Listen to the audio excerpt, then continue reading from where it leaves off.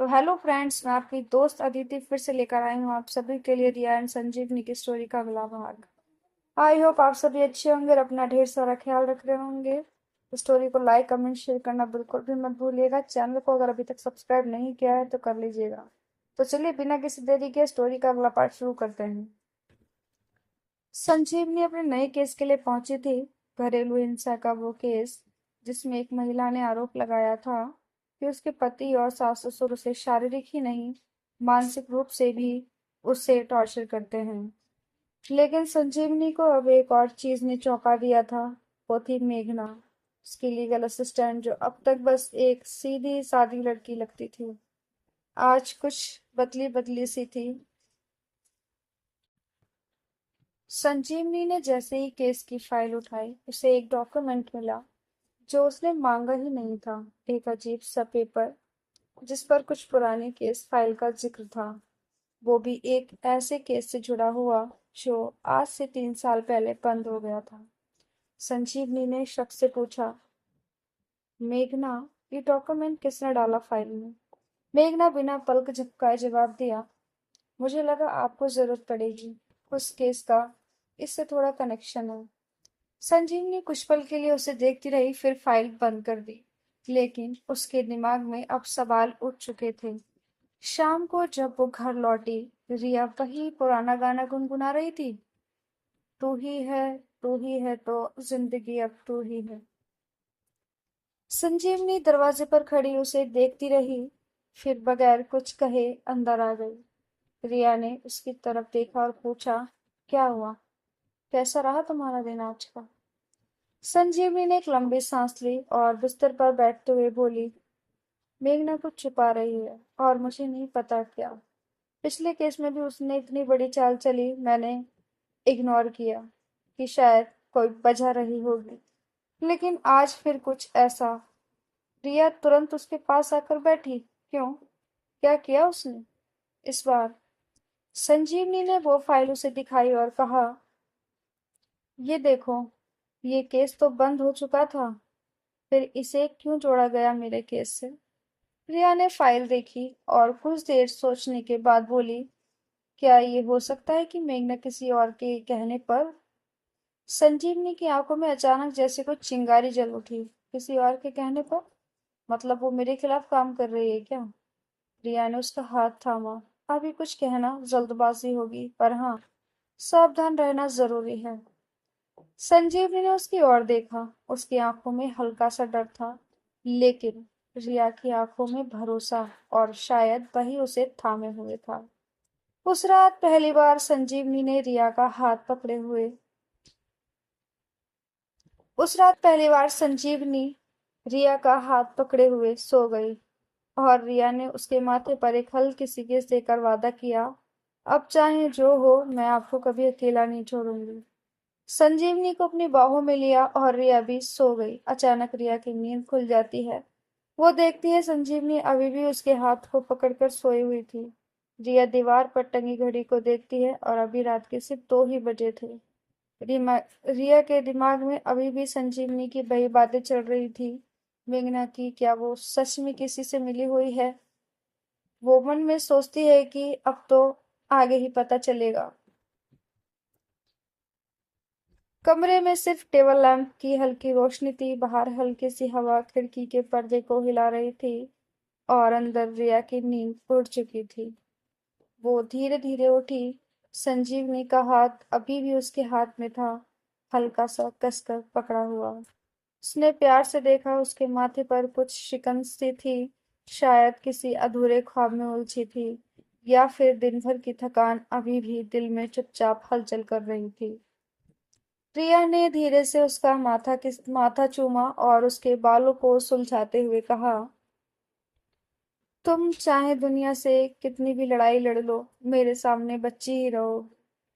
फिर उसने चुपचाप खुद को उसकी बाहों में समेट लिया और धीमे से उसकी पीठ पर उंगलियां फेरने लगी, जैसे कोई अनकही जैसे कोई कहानी कह रही हो जो सिर्फ एक छुअन से कही जाती है। अगली सुबह हल्की गुलाबी धूप कमरे में उतरी तो रिया की आंखें पहले खुली। उसने करवट ली और देखा, संजीवनी अभी भी सो रही थी, पर चेहरा थोड़ा बेचैनी से भरा हुआ था। रिया ने मोबाइल उठाया। सुबह के 7 बज चुके थे। उसे पता था आज कोर्ट में सुनवाई 11 बजे है। उठ जाओ मेरी झांसी की रानी। रिया ने उसके गाल पर हल्की सी चिकोटी काटी। संजीवनी ने भौहें सिकोड़ते हुए बिस्तर में करवट ली। सोने दे यार, सपने में केस जीत रही थी। रिया ने हंसते हुए चादर खींच ली। तुम्हारा सपना भी तुम्हारी तरह वकील है। चलो अब मैं चाय बना रही हूँ। संजीवनी ने आंखें खोली। तुम न एक दिन मुझे तुमसे प्यार हो जाएगा। रिया दरवाजे की तरफ जाते जाते रुक गई। एक दिन? ओह, तो इसका मतलब अभी तक हुआ नहीं है। शायद हुआ है, संजीवनी ने मुस्कुराते हुए कहा, लेकिन बोलना भी बाकी है।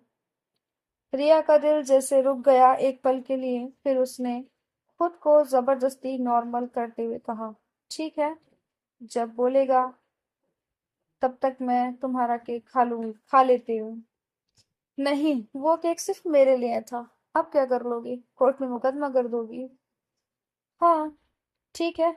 मैं वही गवाही दे दूंगी कि तुम बहुत स्वीट हो। दोनों की हंसी से कमरा भर गया। दोपहर को कोर्ट में संजीवनी तैयार होकर कोर्ट पहुंची। अंदर उस महिला की सुनवाई थी, जो अपने पति के घर में लगातार प्रताड़ना झेल रही थी। लेकिन आज कुछ और भी था। मेघना की हरकतें फिर से असामान्य लग रही थीं। वो बार-बार इधर-उधर देख रही थी और उसके पास वही पुराना केस फोल्डर अभी भी था।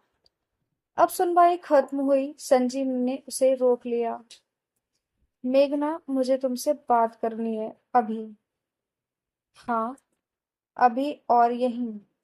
मेघना ने चारों ओर देखा और हल्के से कहा, चलो बाहर चलते हैं। कोर्ट कैंपस के बाहर एक कोने में खड़े होकर संजीवनी ने सीधे पूछा, वो पुराना केस फाइल क्यों जोड़ा मेरे केस में? मेघना कुछ देर चुप रही, फिर बोली, वो केस बंद जरूर हुआ था, लेकिन उसमें जो लड़की थी वो आज की पीड़िता की बड़ी बहन थी। संजीवनी इस बात पर चौंक जाती है और कहती है, क्या? हाँ, और उसे भी न्याय नहीं मिला था। वो आत्महत्या कर बैठी थी। एक पल को हवा थम सी गई। तुमने मुझे ये पहले क्यों नहीं बताया? क्योंकि मैं डर गई थी मैम कि आप मुझे इस केस से सॉरी आप इस केस से हट जाओगी। लेकिन उस बहन की कहानी अगर अदालत में आई तो शायद इस बार कुछ बदले। संजीवनी कुछ बोल नहीं पाई। उसकी आंखों में बहुत कुछ उमड़ रहा था। और एक बात, मेघना बोली, मुझे माफ करना, लेकिन मैं वो बहन की क्लासमेट रही हूँ। मैं ये केस पर्सनल तौर पर लड़ना चाहती थी, इसलिए तुम्हारी असिस्टेंट बनकर आई। अब वो संजीवनी सुन्न रह जाती है इस बात से, मतलब तुम मेरे साथ थी, लेकिन अपनी एक अलग मंशा के साथ। हाँ, लेकिन आज मैं समझती हूँ कि तुम्हारे बिना ये केस नहीं लड़ा जा सकता। और अब मैं सिर्फ तुम्हारी टीम में हूँ, बिना किसी छुपाव के। संजीवनी ने उसकी आंखों में देखा। सच झलक रहा था। कुछ पलों के सन्नाटे के बाद उसने सिर हिलाया। ठीक है, अब अगर कुछ छुपाया तो मैं तुम्हें माफ नहीं करूंगी। मेघना ने आंखें नीची कर लीं। अब से सब साफ होगा। रिया बिस्तर पर बैठी थी। शाम हो चुकी थी और एक स्केच बना रही थी। सामने दीवार पर कुछ अधूरी पेंटिंग्स टंगी थी, जिनमें औरतें थीं। उनकी आंखों में कुछ कहानियां थीं। संजीवनी दरवाजा खोलते ही मुस्कुराई। तुम्हारा कैनवास से तुम्हारी आत्मा जागती है। रिया ने उसकी तरफ देखा। और तुम थकावट से भरा चेहरा आज भी लिए घूम रही हो। एक बात बोलूं? बोलो। तुम्हारा होना ही मेरी सबसे बड़ी ताकत है। रिया उठी और पास गई और उसके सीने से लग गई। तुम चाहे जितने केस लड़ लो, मैं हर बार तुम्हारा तुम्हारा पहला गवाह बनूंगी। तुम बहुत ज्यादा सबसे सच्ची हो। संजीव ने उसे कसकर गले लगाया और दोनों चुपचाप थोड़ी देर तक एक दूसरे की धड़कनें सुनते रहे। थोड़ी देर बाद रिया ने मजाक में कहा, अब बताओ, केक लाऊं या फिर तुम्हें फिर से गुदगुदी करूं? गुदगुदी। रिया नहीं, तुम बहुत शैतान हो गई हुई। और अचानक संजीवनी भागी, रिया उसके पीछे, और फिर पूरा कमरा हंसी से गूंज उठा। कुछ देर बाद रात के सन्नाटे में रिया बालकनी में खड़ी थी, हाथ में कॉफी और दिल में बेचैनी। तभी उसका फोन रिंग करता है। उसने चुपचाप फोन उठाया। हेलो। दी। हाँ मैं ठीक हूँ। नहीं, अभी मत आओ, बस थोड़ा और वक्त चाहिए। हाँ, वो है ना, वकील वाली, उससे प्यार हो गया है। ये कॉल था रिया की कजन सिस्टर का, जो काफी सालों बाद यूएस से वापस आई थी। इतना सुनने के बाद फिर वो चुप हो गई। कुछ देर बाद अंदर से आवाज आई, रिया ठंड लग जाएगी। रिया ने मुस्कुराकर फोन बंद किया और बोली, प्यार में थोड़ी ठंड भी अच्छी लगती है, जब वो कोई ऐसा हो जो हर दिन दिल जीतता है। वहीं दूसरी तरफ लगातार चल रही जांच, कोर्ट की जटिल बहसें और अनकहे तनावों के बीच रिया ने महसूस किया कि संजीवनी की आंखों में एक थकावट छिपी हुई है, जो न बोलती है न दिखाती है, लेकिन उसकी हर सांस के साथ महसूस होती है। एक शाम जब दोनों साथ बैठी थी, रिया ने संजीवनी का हाथ अपने हाथों में लिया और बहुत सादगी से कहा, कहीं बाहर चलें, जहाँ काम, केस, चिंता कुछ भी ना हो, सिर्फ थोड़ी सी शांति और कुछ अपनी सी बातें। संजीवनी ने उसकी ओर देखा, जैसे उस स्पर्श ने भीतर की हलचल को थाम लिया हो। होठों पर हल्की मुस्कान आई और शब्दों में अपनापन। कहाँ चलना है? रिया ने धीरे से कहा, किसी ऐसी जगह जहां मन थोड़ी देर सुकून ले सके। संजीवनी बोली, पहाड़ पर चलें? रिया बोली, हाँ, ये बढ़िया आइडिया है। पहाड़ों के बीच बस हम दोनों। सुबह दोनों निकलने के लिए बैग पैक करने लगी। सब कुछ रेडी हो गया। दोनों एक शांत सुंदर से हिल स्टेशन की ओर रवाना हुई। रास्ते में पहाड़ों की ओट से झांकती धूप, पेड़ों से सरसराती हवा और ट्रेन की खिड़की से बाहर भागते बादल, सब कुछ किसी पुराने सपने सा लग रहा था। सफर के दौरान रिया खामोशी से बाहर देख रही थी और संजीव ने उसके कंधे से सिर टिकाए उस खामोशी को साझा कर रही थी। क्या ये सफर यूं ही चलता रहे? संजीवनी ने धीरे से कहा। रिया ने मुस्कुराकर उसकी ओर देखा और कहा, अगर सब कुछ सही हो जाए तो ये पल हमेशा के लिए काफी हैं। दोनों अपने होटल पहुंचती हैं, जहां देखती हैं लकड़ी का कॉटेज, और वो बरसती शाम बारिश के हल्के फुहारों में। दोनों एक लकड़ी के कॉटेज तक पहुंची। बाहर की ठंडक के ठीक उलट अंदर की गर्माहट में एक सुकून था। कमरे में धीमी रोशनी, शांत संगीत और रिया द्वारा रखा गया एक स्पीकर जिसमें उनका फेवरेट सॉन्ग बज रहा था। रातें लंबी लगती हैं जब पास कोई अपना न हो। संजीवनी पास आकर रिया की हथेली थामते हुए बोली, ये पल बहुत कीमती है, हर शब्द से परे। रिया ने उसको रिया ने उसे हल्के से बाहों में लिया, और वह हक सिर्फ एक पल का नहीं था, बल्कि एक वादा था, हर तूफान में साथ खड़े रहने का। शाम के नाश्ता और खाने के बाद दोनों सो जाते हैं, क्योंकि उस रात वो दोनों बहुत ज्यादा थकी हुई थी, तो नींद भी जल्दी आ जाती है। अगली सुबह जब संजीवनी उठी तो देखती है कि रिया बेड पर नहीं थी। वह उठकर बाहर आती है तो देखती है सुबह की चाय के साथ रिया बालकनी में बैठी एक पेंटिंग बना रही थी। कैनवास पर एक स्त्री खड़ी थी, आंखों में तूफान, और उसके पीछे एक साया जो उसके साथ खड़ा था, नायक की तरह, चुपचाप लेकिन अड़िग। संजीवनी ने पेंटिंग देखी और थोड़ी देर तक चुप रही। फिर उसके होठों से बस एक ही बात निकली, ये मेरी कहानी है ना? रिया ने उसकी आंखों में देखा और हाँ में सिर हिलाया, बिना कुछ कहे उस एहसास को सहेजा। लेकिन कहते हैं ना, सुकून हमेशा परमानेंट नहीं होता। अचानक संजीवनी का फोन बजा। कोर्ट की एक अहम अपडेट थी। मेघना ने एक नया सबूत पेश किया है जिससे केस की दिशा बदल सकती है। संजीवनी ने फोन नीचे रखा, गहरी सांस ली और कहा, अब ये सिर्फ कानून की लड़ाई नहीं है, ये न्याय की जरूरत है, आत्मा की पुकार, और इस राह में पीछे हटने का कोई ऑप्शन नहीं है मेरे पास। दोनों कुछ देर तक इसी टॉपिक पर बातें करती हैं और फिर रिया कहती है कि चांद ये सब बाद में सोचते हैं, अब अभी हम सिर्फ इस पल को एंजॉय करते हैं। और यूं ही दोनों की इस गपशप के चलते शाम ढलते ही आसमान हल्के सिंदूरी रंग से भरने लगा। हवा में एक ठंडक थी, लेकिन उसके साथ थी एक सुकून देने वाली नमी, जैसे धरती और आकाश ने थोड़ी देर के लिए अपनी सारी उलझनों को भूलकर एक दूसरे को महसूस किया हो। रिया ने लकड़ी की बालकनी में कुछ मोमबत्तियां जलाईं। उनमें से एक की लौ संजीवनी की आंखों में झिलमिलाने लगी। रिया ने उसे देखा और धीरे से कहा, जिन पलों को हमेशा संजो कर रखना चाहा, वो आज की रात बन गए हैं। संजीवनी ने नजरें झुका ली, मुस्कुराई नहीं, लेकिन उसकी खामोशी में उस हजार मुस्कानों की गूंज थी। फिर धीमे स्वर में बोली, शायद यही वो जगह है जहां मन को पहली बार आराम मिला है। न कोई डर, न कोई दौड़, बस एक विश्वास। अगले दिन दोनों पास के बाजार में टहलने निकली। वहां एक छोटी सी लोकल आर्ट की दुकान थी, जहां रिया की नजर एक हाथ से बनी छोटी सी लकड़ी की मूर्ति पर पड़ी।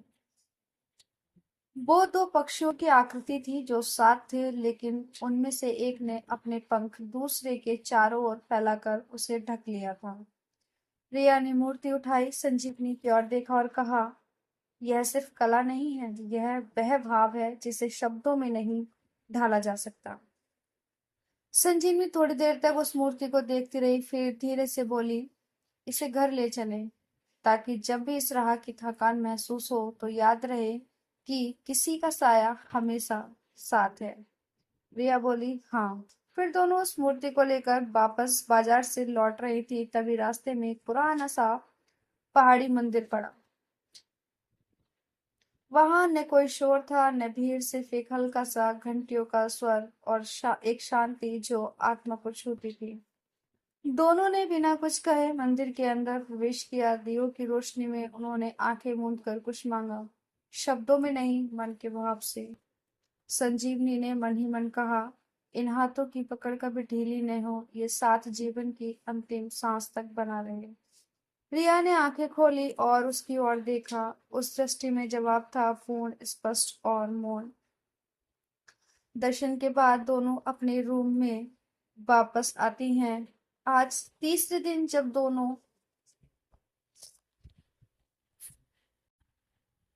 जब दोनों वापसी की तैयारी कर रही थी, कॉटेज के दरवाजे पर खड़े होकर रिया ने एक आखिरी बार पीछे देखा। वही दीवार, वही खिड़की, वही नजारे, लेकिन अब कुछ और जुड़ चुका था। स्मृतियां, स्नेह और एक छोटा सा वादा। गाड़ी की खिड़की से बाहर झांकते हुए संजीवनी ने धीरे से कहा, क्या इन पलों को वक्त चुरा पाएगा? रिया ने उसका हाथ थामा और बहुत सहजता से कहा, नहीं, ये वो हिस्से हैं जो हम दोनों की आत्मा की किताब में दर्ज हो चुके हैं। समय भले आगे बढ़े, पर ये क्षण यहीं रह जाएंगे, हमेशा के लिए। दोनों वापस अपने घर आती हैं। जैसे ही अपने घर में एंटर करती हैं, फोन फिर से बजने लगे। कोर्ट से नोटिस आया, ऑफिस से मेल्स की भरमार और टीवी पर वही मामला सुर्खियों में चल रहा था। एक तरफ सच्चाई की तलाश, दूसरी तरफ रिश्तों की परख, और अब सामने खड़ा था एक नया मोड़। कोर्ट ने अगले 2 हफ्तों के अंदर फाइनल हियरिंग की तारीख तय कर दी थी। यह सिर्फ एक केस नहीं था, यह एक परीक्षा थी, रिश्तों की, उस भरोसे की और उस सफर की जो शुरू तो हो चुका था, पर अभी बहुत दूर तक जाना बाकी था।